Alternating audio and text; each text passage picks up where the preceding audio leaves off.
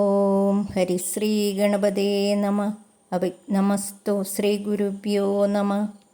ഓം ലളിതാ പരമേശ്വര്യൈ നമ. എല്ലാവർക്കും നമസ്കാരം. ശ്രീ ലളിതാ സഹസ്രനാമങ്ങളിലെ അടുത്ത നാമത്തിലേക്ക് പോവുകയാണ്. തടില്ലതാ സമരുചിഃ ഷഡ്ചക്രോപരി സംസ്ഥിത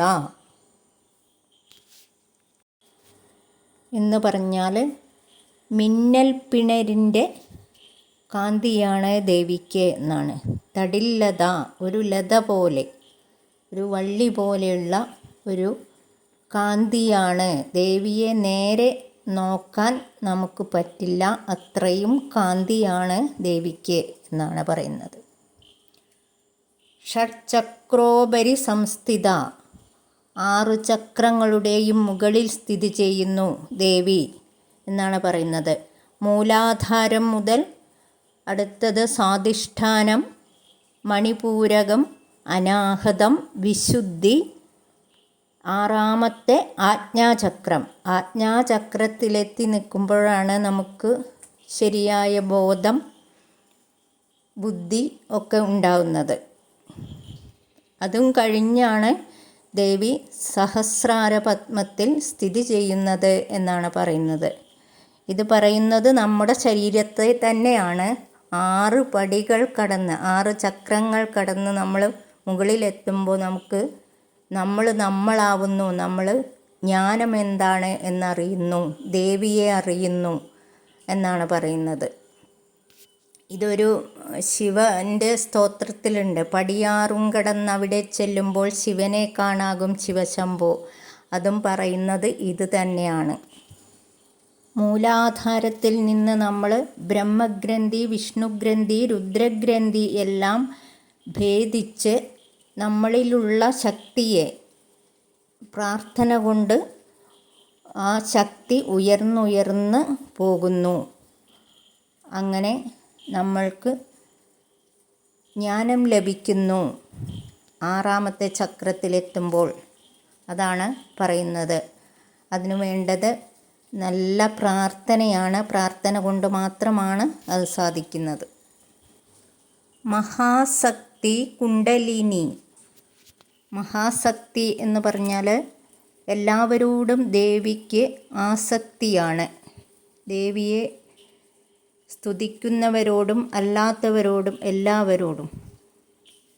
കുണ്ടലിനി ജീവശക്തിയുടെ പ്രത്യക്ഷ രൂപമാണ്. മൂലാധാരത്തിൽ ഉറങ്ങിക്കിടക്കുന്ന കുണ്ടലിനി സർപ്പാകൃതിയിൽ ഉറങ്ങിക്കിടക്കുന്ന ശക്തിയാണ്. ഉണർന്നു കഴിഞ്ഞാൽ മേലോട്ട് പോകുന്നത് ഈ ശക്തിയാണ്. ബിസതന്തു തനീയസി എന്ന് പറഞ്ഞാൽ താമര നൂല് പോലെ മൃദുലവും സുന്ദരവുമാണ്. സൂക്ഷ്മരൂപിണിയാണ് ദേവി, അതാണ് പറയുന്നത്. ഭവാനി ഭാവനാഗമ്യ. ഭവാനി, ഭവൻ പരമശിവൻ, ശിവൻ്റെ പത്നിയായിരിക്കുന്ന ദേവി. ഭാവനാഗമ്യ, ധ്യാനയോഗത്തിലൂടെ ദേവിയെ നമുക്ക് പ്രാപിക്കാൻ കഴിയും. ഭവാരണ്യ കുഠാരിക, സംസാര ജീവിതമാകുന്ന അരണ്യം, കാടിനെ കുഠാരിക, കുഠാരം എന്ന് പറഞ്ഞാൽ മഴു, ആ കാടിനെ വെട്ടിക്കളയുന്ന ശക്തിയാണ് ദേവിക്ക്. നമ്മുടെ ജീവിതത്തിലുണ്ടാവുന്ന അന്ധതകളെയെല്ലാം, ഇരുട്ടിനെയെല്ലാം അകറ്റുവാനുള്ള കഴിവുണ്ട് ദേവിക്ക് എന്നാണ് ഇവിടെ അർത്ഥം. ഭദ്രപ്രിയ ഭദ്രമൂർത്തി.